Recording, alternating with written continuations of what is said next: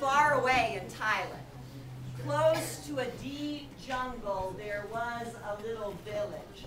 And in that village, there lived a famous hunter named One Arrow. He was called One Arrow because it only took him one arrow to kill anything. And one fine morning, One Arrow got his bow and his quiver full of arrows, and he set off into the jungle to see what he could find to hunt. He hadn't been there long when he saw a flash of gold up in the trees. And looking through the branches, he caught sight of the most beautiful golden bird he had ever seen. Its feathers gleamed in the sun, and it had a long, beautiful tail. Oh, thought One Arrow, that bird would fill my stomach, and the feathers would bring a lot of money in the marketplace. And so he took an arrow from his quiver, and he took careful aim and let the arrow go, and it went thunk right into the trunk of the tree. And that golden bird looked out from the other side of the tree and sang, "Nay, nay, nay, nay, nay, nay,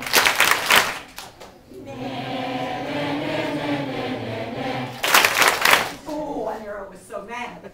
He could not believe he had not hit that bird with the very first arrow.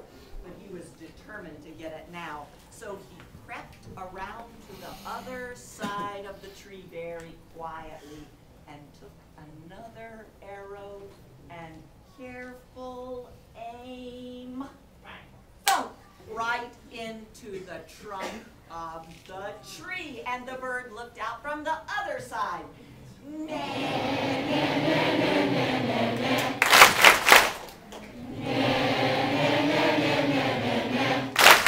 Oh, One Arrow could not believe it.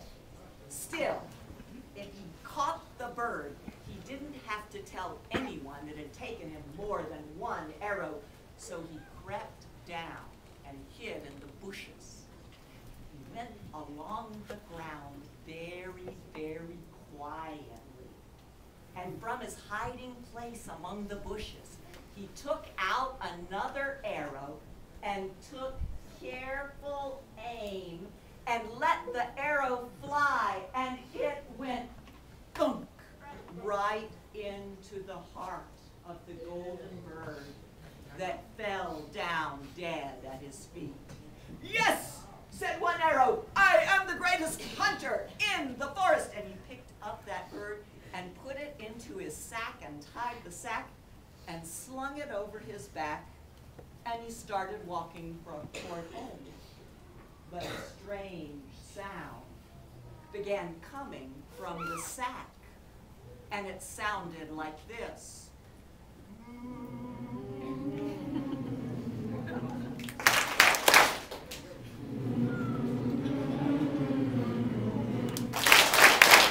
Well, One Arrow wasn't so sure about this. He got home and pulled out that bird, and yes, it was dead, so he decided he would pluck its feathers to take them into the market to sell. But as he started plucking each feather, it sounded like this. Pluck, pluck, pluck, pluck, pluck, pluck, pluck. Pluck, pluck, pluck, pluck, pluck, pluck, pluck. Well, he put the feathers aside and thought, I want to get rid of this bird as fast as I can. So he put it down on his table and got his knife and started chopping. But as he chopped, it sounded like this. Chop, chop, chop, chop, chop, chop, chop. Chop, chop, chop, chop, chop, chop, chop. Woo! He chopped that bird into 1,000 pieces. And he scraped the 1,000 pieces into a big cooking pot and filled it up with water and put it on the fire and thought, well, that's the last of that bird. But as the fire got hotter and hotter and the water in that pot started to boil, one arrow began to hear a very strange sound that went like this.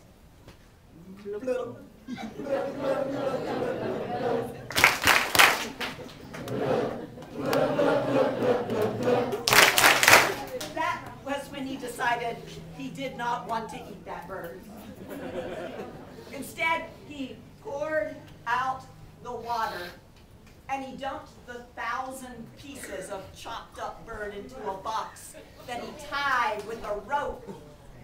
And he went out in the yard and said, I want to be done with this bird once and for all. So he got his shovel and started digging a hole, and it sounded like this. Dig, dig, dig, dig, dig, dig, dig. Dig, dig, dig, dig, dig, dig, dig. He put the bird in the box in the hole and covered it up and thought, well, at last I'm done with that golden bird. And then one arrow went to sleep in his little house. But that night, as the wind began to blow, it sounded very strange to one arrow. The wind sounded kind of like this.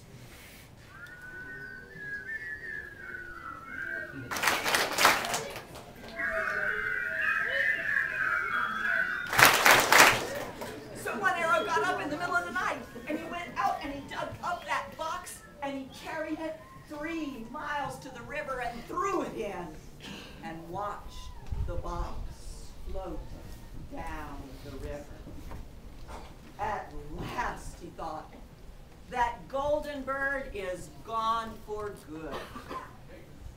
But 3 days later, that box washed up on the side of the river near a school where the children were playing.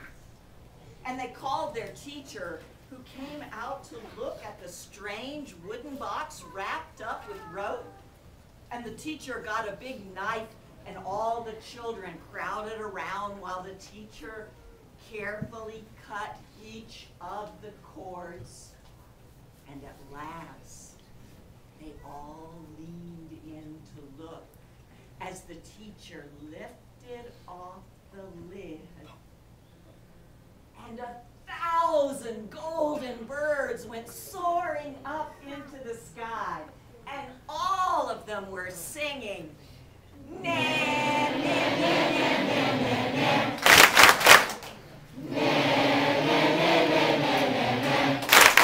And those birds flew back toward the forest over the house of one arrow, who looked up into the sky to see those birds and hear them singing. And one arrow said, now I know who you are. You are the freedom bird. And you sing because you cannot die. You sing because you cannot die. The more we learn about Jesus, the more we learn about freedom.